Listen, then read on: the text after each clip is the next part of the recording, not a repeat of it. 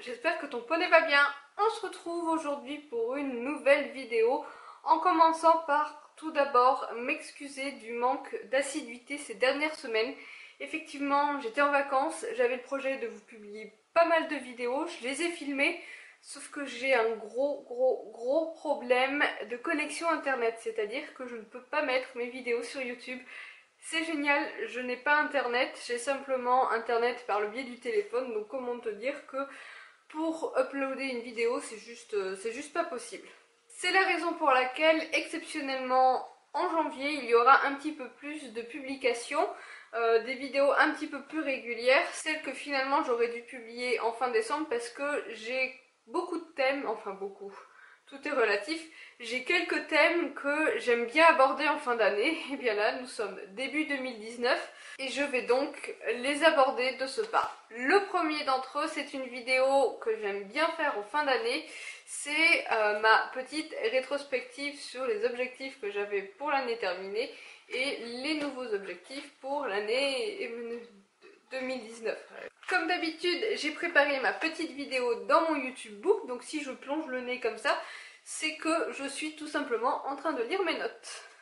Bon, pour préparer cette vidéo, bien sûr, j'ai regardé ma vidéo de l'année dernière, je te mets le lien en barre d'infos, histoire que tu vois de quoi je parle.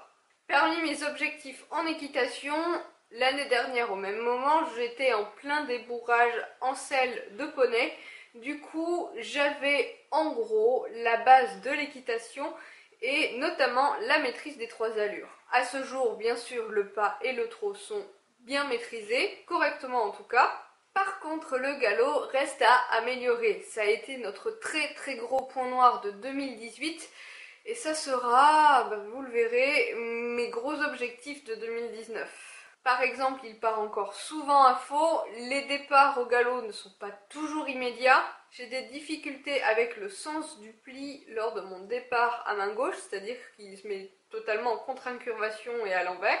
Et l'allure du galop n'est finalement vraiment pas facile à maintenir dans le manège parce que c'est petit et que Lion a pas un équilibre fantastique. Mon deuxième objectif à l'époque, c'était d'avoir un rythme au pas assez régulier entre guillemets en extérieur. J'avais pour idée de faire des balades d'environ 10 km en 2 heures, donc c'est une moyenne de 5 km/h. À l'heure actuelle, on est un petit peu au-dessus de ça, ça doit faire du 5,6 km/h, bref, au pas uniquement. J'avais aussi pour objectif d'organiser entre guillemets une randonnée donc à laquelle nous participerions avec Elion. C'est quelque chose que j'ai fait en mai dernier, je vous avais mis une vidéo d'ailleurs de cette première rando, on avait fait 20 km sur une journée avec pique-nique etc. C'était vraiment sympathique, j'ai découvert des chemins de balade très agréables.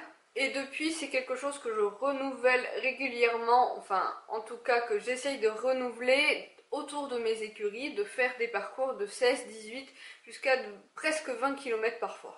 Bon, par contre, le gros point noir de 2017-2018, c'est que j'avais pour objectif de commencer les longues graines avec Elion. C'est toujours pas fait. Et aujourd'hui, j'avoue que je me demande si c'est encore utile parce que ça aurait été intéressant au moment du débourrage, mais à l'heure actuelle, je trouve que c'est un petit peu redondant avec la longe. Toutes les autres formes de travail à pied. Parmi les choses que j'ai faites mais que je n'avais pas prévues, c'était de prendre des cours avec Elion. Cet été, nous avons pris quelques cours particuliers avec une cavalière plutôt axée CSO et ça nous a quand même pas mal aidé. Moi, de mon côté, ça m'a rassurée sur le fait que j'avais bien travaillé jusque-là avec poney. Par la suite, j'ai eu mon entorse et presque 1 mois et demi d'arrêt. Du coup, on a quand même pas mal perdu de niveau, notamment justement par rapport au galop. Et j'ai l'impression que depuis, on l'a pas récupéré. Ça a d'ailleurs été l'occasion pour nous d'enchaîner nos premières petites barres, des petits croisillons tout rikiki. Du coup, ce serait éventuellement quelque chose à renouveler l'année prochaine. Enfin, cette année quoi, puisque vous êtes en 2019. Bref, venons-en à mes objectifs pour cette année 2019 donc.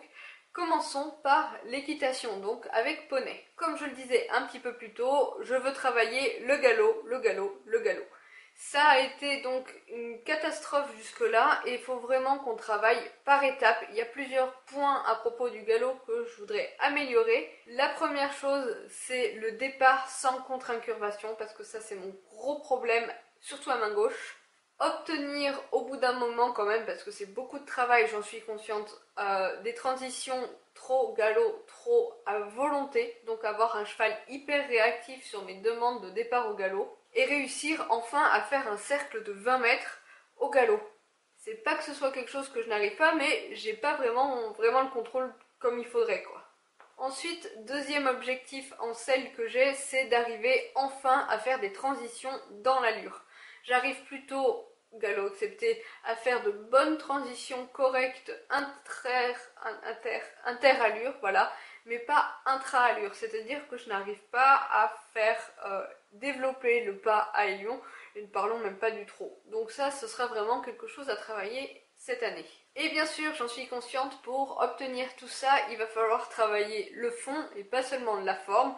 Et donc, pensez sérieusement à faire beaucoup d'assouplissement, surtout pour aider Hélion à engager les postérieurs, parce qu'il a un souci qui nous gêne énormément, c'est qu'il n'arrive pas à engager le postérieur droit. Et donc, même au galop, il arrive souvent qu'il soit désuni quand on galope à main droite, parce qu'il ne peut pas engager ce postérieur droit. Ça aussi, les assouplissements, c'est quelque chose qu'on va devoir travailler en douceur, petit à petit, mais qu'on va devoir améliorer. Bref, beaucoup de dressage pour, au final, comme objectif, réussir à enchaîner une petite reprise de dressage à la maison, parce que les concours ne sont pas à l'ordre du jour avec Hélion, mais vraiment réussir à enchaîner proprement une petite reprise, que ce soit une reprise de Club 3 par exemple, et m'améliorer au fur et à mesure des mois sur cette même reprise. Côté obstacle, j'aimerais sauter un peu plus que 3 fois dans l'année, mais commencer surtout par mécaniser donc le poney sur des lignes de Cavaletti. Ça me permettra d'abord de me mettre en confiance sur de petites hauteurs, à me repérer mieux dans les foulées face à un obstacle, etc. parce que c'est vraiment quelque chose que j'ai perdu. Mais aussi à améliorer sa technique à lui, parce que franchement, entre nous, à l'obstacle, il n'est pas très doué. Je voudrais aussi continuer à faire nos séances inutiles en liberté comme on le fait jusque-là. C'est des séances au clicker dans lesquelles on n'apprend pas grand chose, parfois on découvre des petits tours inutiles au complet, mais bon, ça nous amuse. Ça travaille sur la relation et sur le mental, donc pourquoi pas. J'aimerais aussi reprendre les balades parce que j'avoue qu'à l'heure actuelle, ça fait quelques semaines, même quelques mois, que je ne suis pas sortie en extérieur, d'une part parce qu'il fait très souvent moche, et d'autre part parce que j'ai pas le courage d'affronter le froid, et là vraiment faudrait que je m'y mette, que je prenne mon courage à deux mains et qu'on y aille quoi. Vous savez, j'ai un poney qui adore l'extérieur, donc au bout d'un moment, je sens que le travail en carrière, ça le barbe.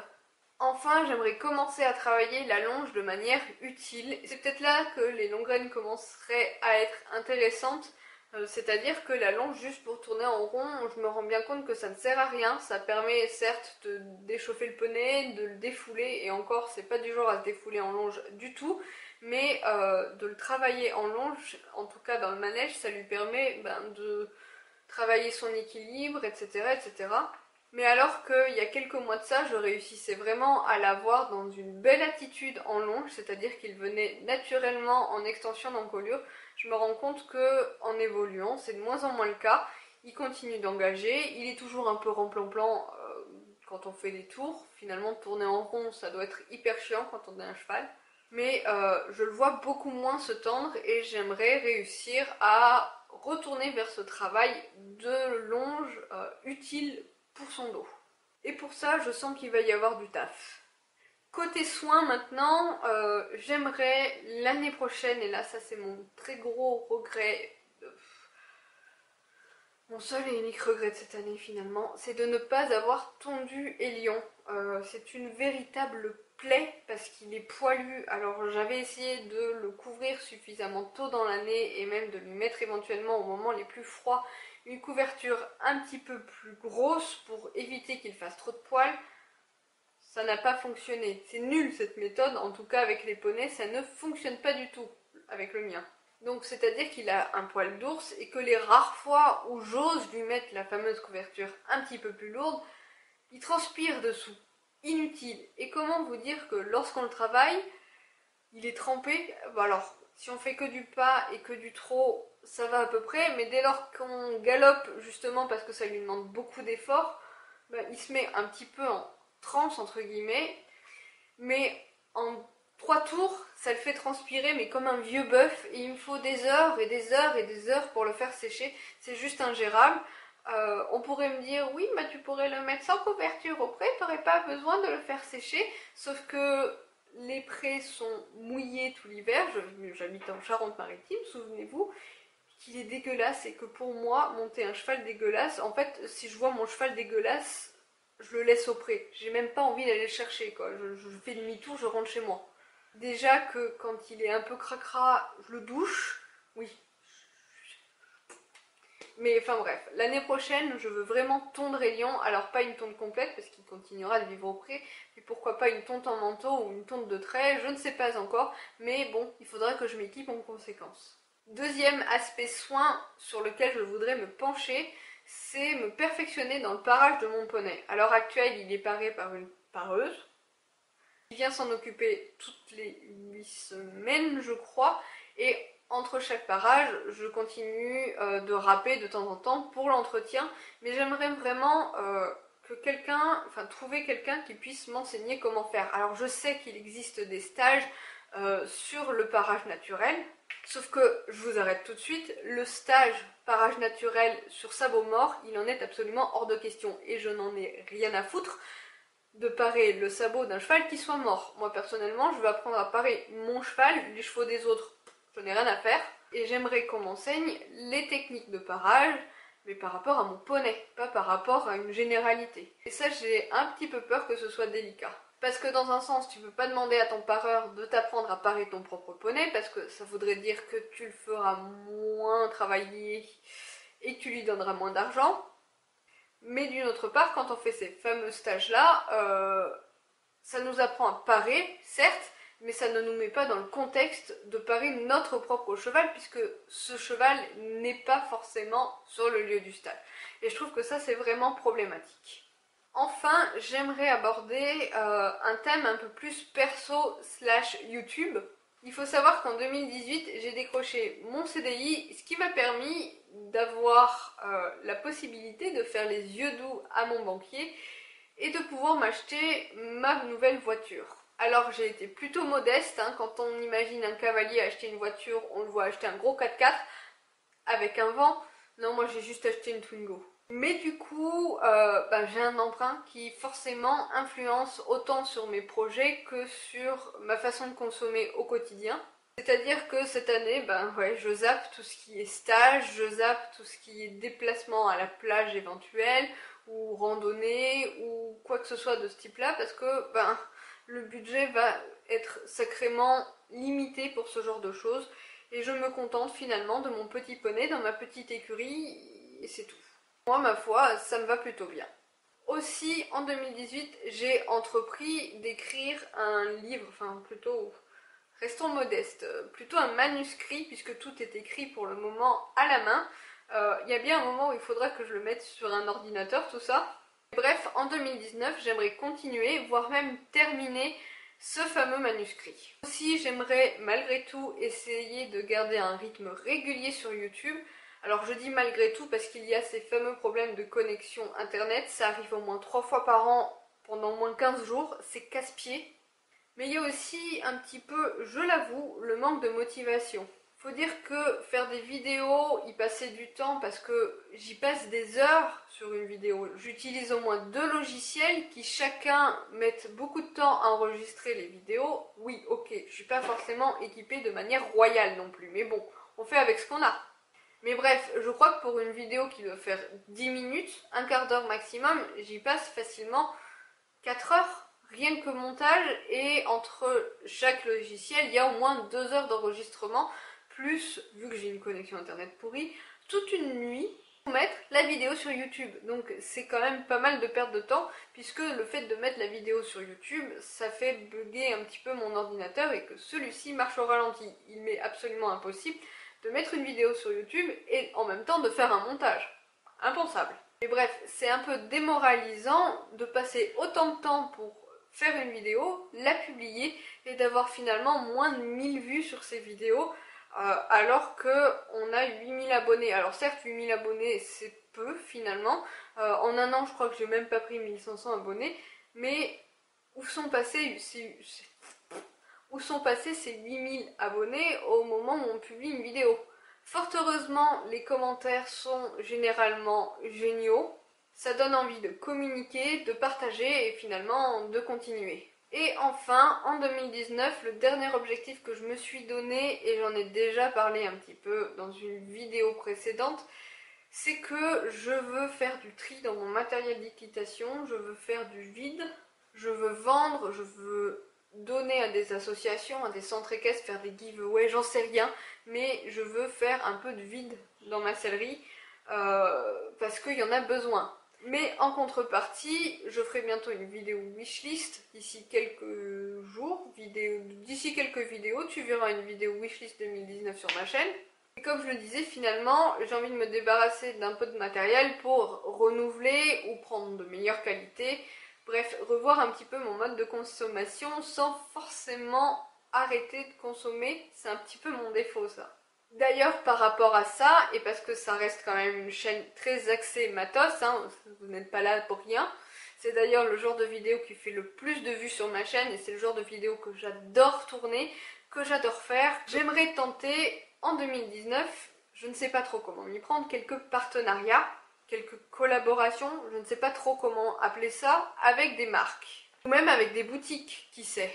Et ce pour deux raisons. La première, c'est me faire un avis sur ce que sont les partenariats, sur ce que sont les collaborations et sur la façon dont sont reçues, la façon dont vous percevez ces vidéos.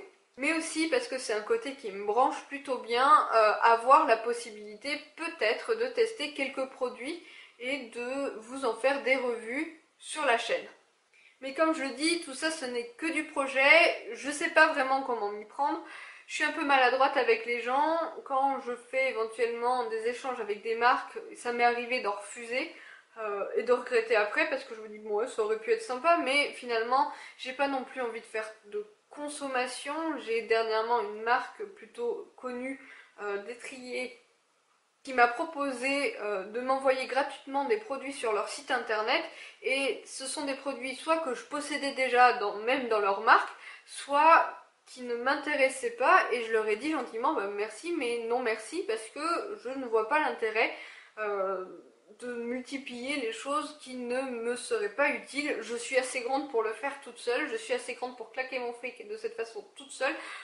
Je préfère ne pas abuser de ces marques et être sincère sur ce genre de choses. C'est comme, il m'arrive régulièrement de refuser des partenariats avec des personnes qui fabriquent artisanalement, je sais pas moi, des graisses à pied ou des choses comme ça. Je dis non, merci, parce que bah, des graisses à pied, j'en ai plein ma sellerie et je sais pas quoi en faire, parce que j'ai été assez bête à un moment donné pour en acheter 50 d'un coup et que ben il faut toutes que je les utilise avant d'en racheter un jour. Ça reste un point encore à réfléchir. Puis bon, c'est bien connu, je suis pas réputée pour avoir ma langue dans la poche. Si c'est un produit pourri, bah, je vais juste le dire et la marque va être deg, quoi. Faut le savoir.